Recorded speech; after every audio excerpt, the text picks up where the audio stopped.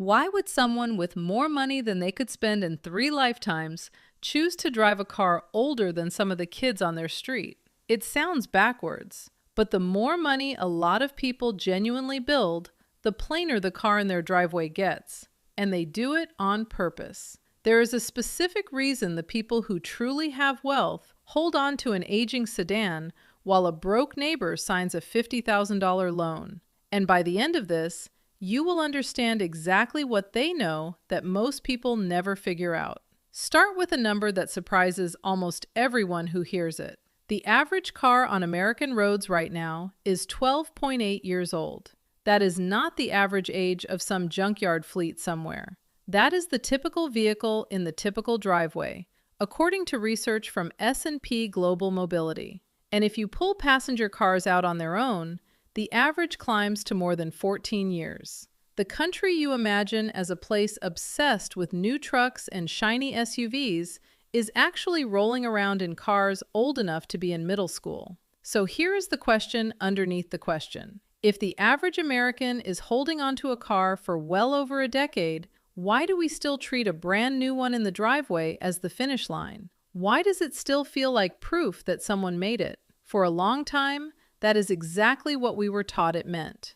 A new car was the reward, the thing you earned once the hard part was over. And the people selling those cars have spent billions of dollars keeping that feeling alive in your chest, because that feeling is the most profitable thing they own. What almost nobody does is sit down and add up what that feeling actually costs. So let us do the one thing the dealership hopes you never do. Let us follow the money all the way to the bottom, cost by cost, until the full total is sitting right there in front of you. The first cost hits before you even get home, and it is the largest expense of owning a car by a wide margin. It costs you more than gas, more than insurance, more than every oil change and repair you will ever pay for, combined. It is called depreciation. A new car loses about 20% of its value in the first year alone. Part of that vanishes the very moment you sign, before you have even pulled out of the lot.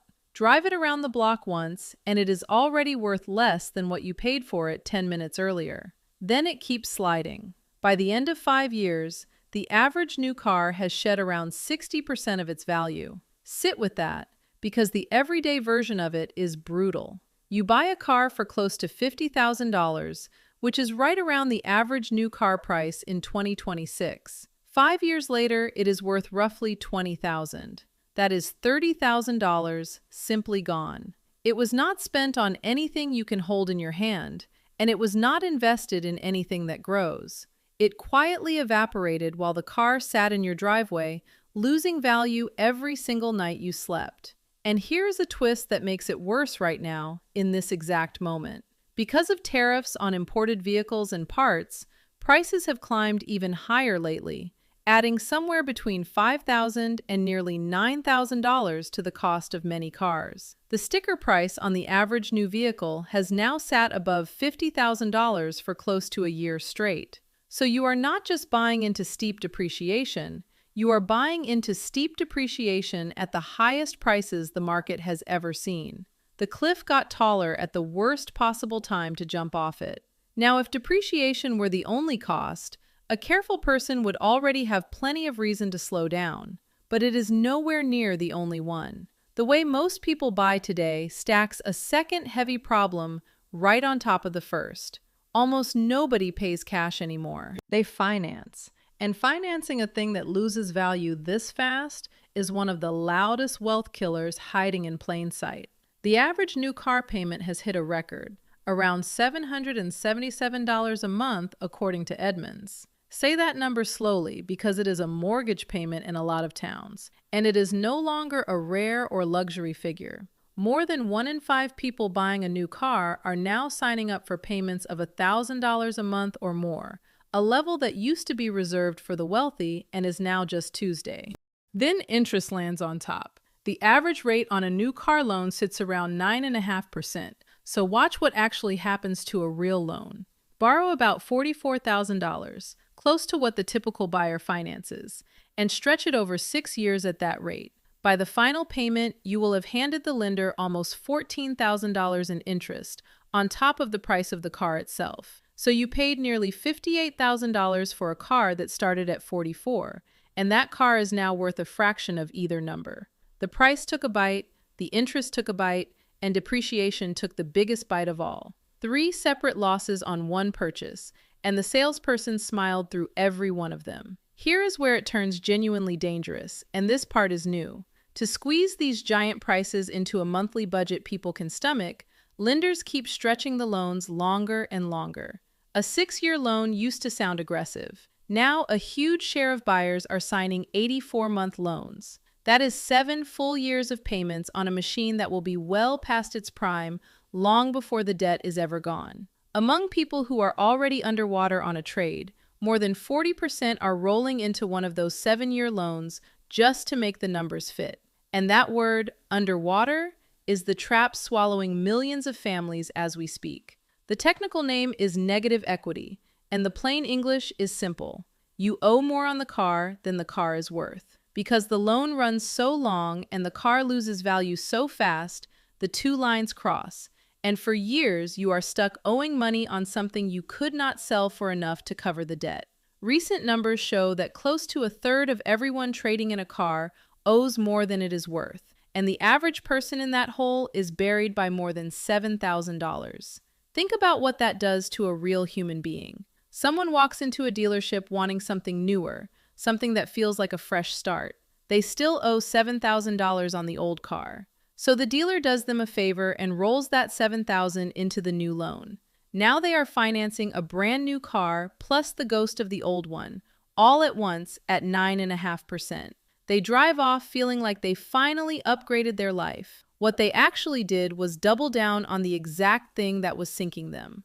Those buyers end up paying over $900 a month and more than $15,000 in interest across the loan, while a normal buyer pays closer to $10,000. Same road, wildly different destination. I have watched people describe this feeling, and it is always the same.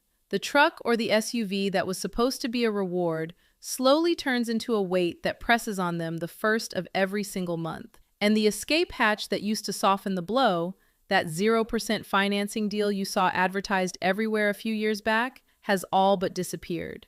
It went from about 1 in 4 buyers during the pandemic down to barely 1 in 100 today. The safety nets are gone and the prices are up. And the payment is only the part you can see. A newer, more expensive car quietly drags a whole tail of costs behind it that most buyers forget to count. Since the lender owns the car until you finish paying, they require full coverage insurance, and a $50,000 vehicle costs far more to insure than a paid-off older one sitting in the same driveway. Registration and taxes climb right along with the value of the car, so the price keeps quietly charging you long after you drive it home. And the negative equity story has a darker corner that rarely gets said out loud.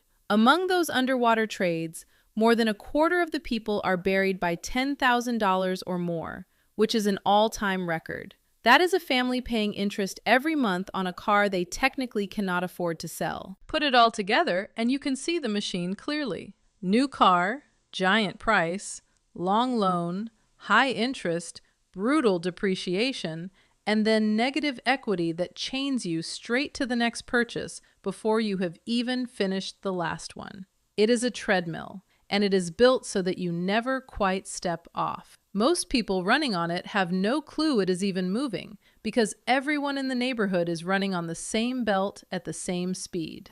So let us talk about what people with actual money do instead, because it is close to the opposite of what the movies trained you to expect.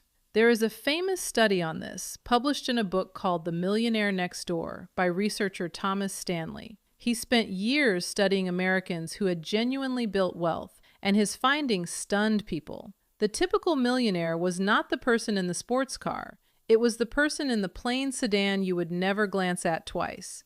They lived in ordinary houses on ordinary streets and drove ordinary cars for a very long time. The modern data says the same thing even louder. Research from Ramsey Solutions found that the average millionaire drives a 4-year-old car with about 41,000 miles on it, and 8 out of 10 of them pay for their cars with cash. No payment at all. In fact, People who are not millionaires turn out to be twice as likely to be carrying a car loan than actual millionaires are. Read that line again because it flips everything. The people with less money are the ones more likely to be financing the car. And when you ask what those wealthy households are actually driving, the answer is almost funny. A separate study from Experian found that 61% of households earning more than $250,000 a year are driving Hondas, Toyotas, and Fords. The same cars sitting in the lot outside a modest apartment complex. They can clearly afford better.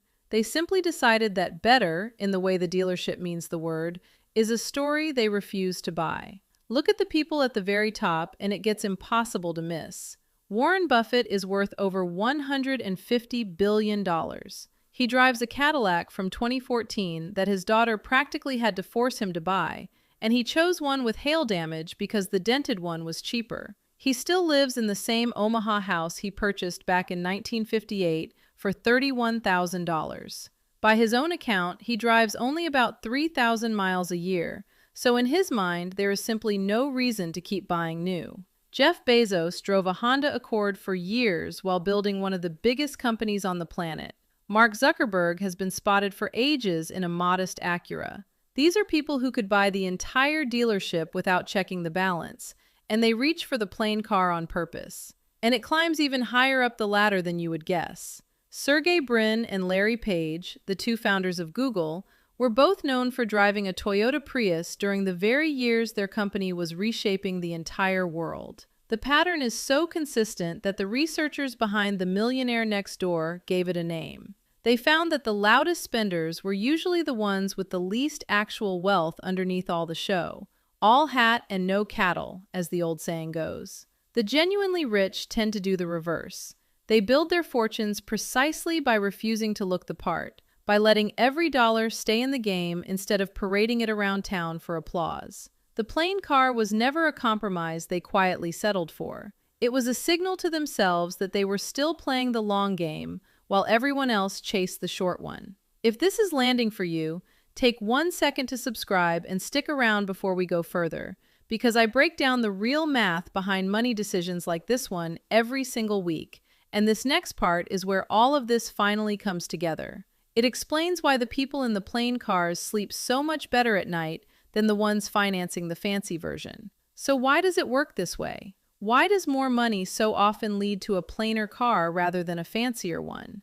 This is the part that actually matters, and it has almost nothing to do with the car itself. It comes down to how these two kinds of people think about money in the first place. Most people treat money as something to display. You earn it, and then you turn it into things other people can see, so the world knows you are doing well. A car is the loudest possible version of that instinct. It sits in the driveway where the neighbors can see it, rolls down the street for strangers, and announces your success at every red light to people you will never actually meet.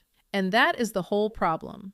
Because the second your sense of who you are gets tied to what you can show off, you are trapped on a string. You have to keep upgrading. Every few years, the car needs to get newer and the badge needs to get shinier, or the story you have been telling the world starts to crack. The display never ends, and it drains you the entire time you keep it running. The wealthy person made a very different trade a long time ago. They decided they would rather own money that works than money that shows. A car you can see is money that is walking out the door. Money you cannot see, the kind sitting in an account quietly compounding year after year, is money that is walking back in. One version makes you look rich for a few years and then leaves you with nothing but a key fob. The other version makes you genuinely rich and lets the world assume whatever it wants to assume. They stop playing the game of looking successful, and stepping out of that game is exactly what freed up the resources to actually become it. There is a science to why the flashy version fails too. Psychologists have a name for the way a new thrill fades. The new car smell is gone in a few weeks. The excitement of the upgrade wears off within a couple of months, and your brain resets to treating that car as normal, as just the thing you drive. But the payment does not fade. The payment shows up every month for 6 or 7 years, long after the joy has completely evaporated. You paid a fortune for a spike of happiness that your own mind was always going to erase, and you financed it at 9.5%. And there is a kind of peace on the other side of this that is genuinely hard to describe until you have felt it. The person straining to look wealthy checks their bank balance with a knot in their stomach. They are one bad month, one layoff, one surprise medical bill away from the entire display collapsing on top of them. The person driving the paid-off 10-year-old car does not carry that knot. They own the car outright. There is no payment hanging over the first of the month, no lender with a claim on their week. If the work dried up tomorrow, that car keeps starting every morning and it does not cost them a dime to keep. Their freedom was never something they bought at a dealership. It was the absence of a payment, and you cannot finance that. Even Warren Buffett frames his choice around something bigger than money. He has explained that he would happily buy a newer car in a heartbeat if it truly changed anything for him. But he refuses to trade away his time and attention for a difference that does not actually exist. That is the mindset. The car is a tool that gets you where you are going. That is the whole of it. It moves you from one place to the next, and it was never meant to be a scoreboard for your life. Now let me show you the piece that turns all of this from a nice philosophy into something that quietly changes your entire life. This is the part the wealthy understand deep in their bones, and it is the reason the plain car is not a sacrifice for them at all. In their hands, it is a weapon. Go back to that $777 average car payment. Imagine you never had it. Imagine that instead of handing it to a lender every month, you drove a reliable paid-off car and put that exact same amount to work for you. Invest $777 a month at a normal long-term market return, and in 10 years, you are sitting on roughly $142,000. Keep the habit going, and over 30 years, that single choice grows into more than $1.1 million.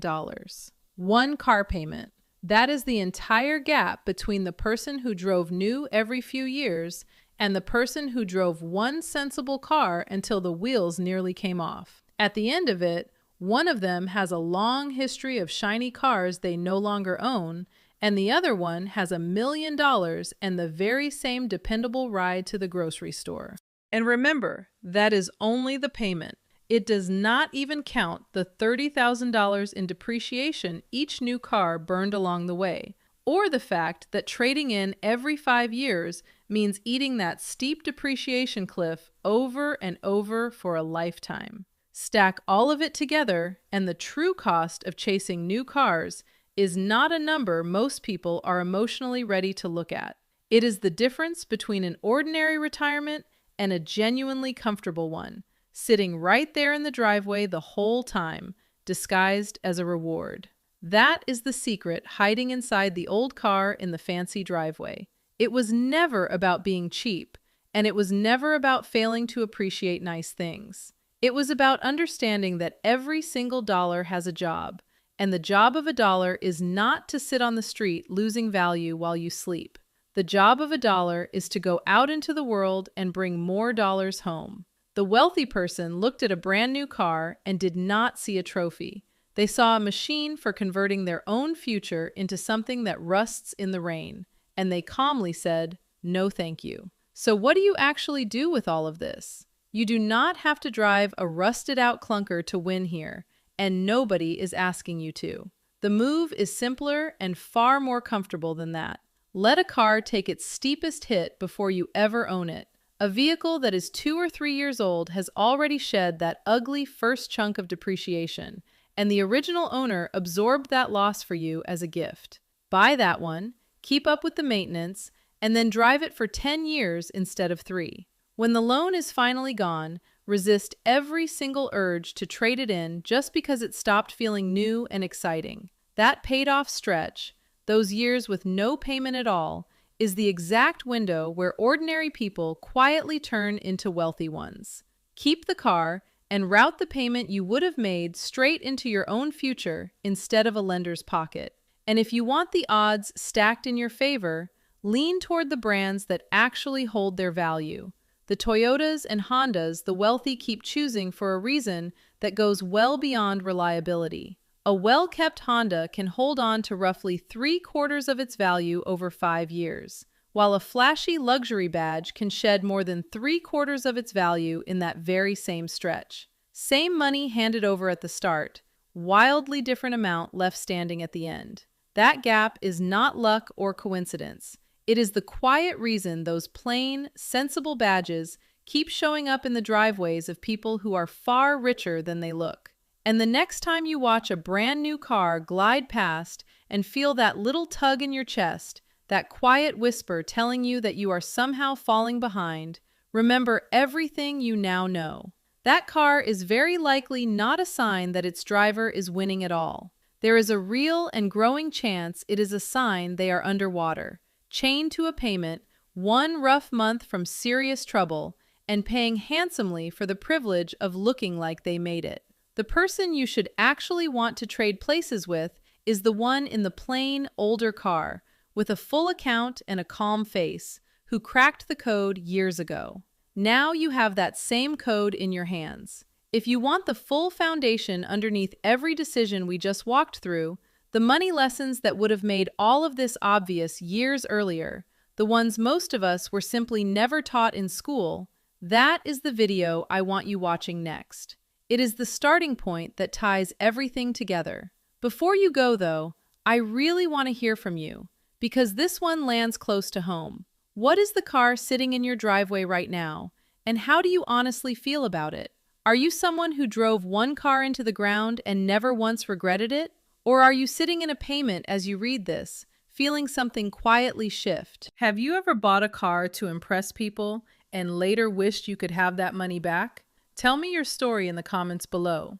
Tell me what you learned the hard way, what you would do differently if you could rewind, and what you plan to change starting today. I read these, and the person who shares their honest experience down there might be the exact push that someone else scrolling by needs to finally step off the treadmill for good.